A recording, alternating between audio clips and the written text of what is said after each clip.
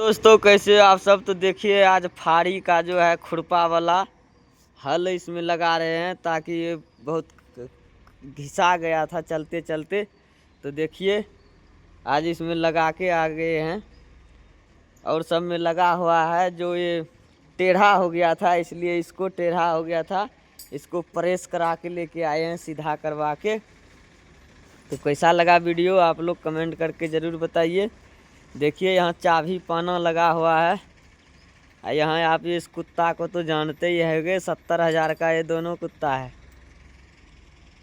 ये है मिस्त्री लगा रहा है।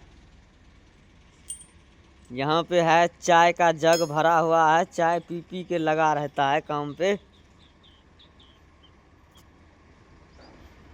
आप लोग वीडियो में कमेंट करके ज़रूर बताइएगा कि आप भी कैसे चेंज किए हैं। तो नहीं तो हम देखिए इसको भी प्रेस करा के लेके आए हैं। देखिए यहाँ हल है, इसको भी प्रेस करा के लेके आए हैं। यहाँ एक दूसरे में लगाया जाएगा। ये मैं इधर से आपको दिखा रहा हूँ।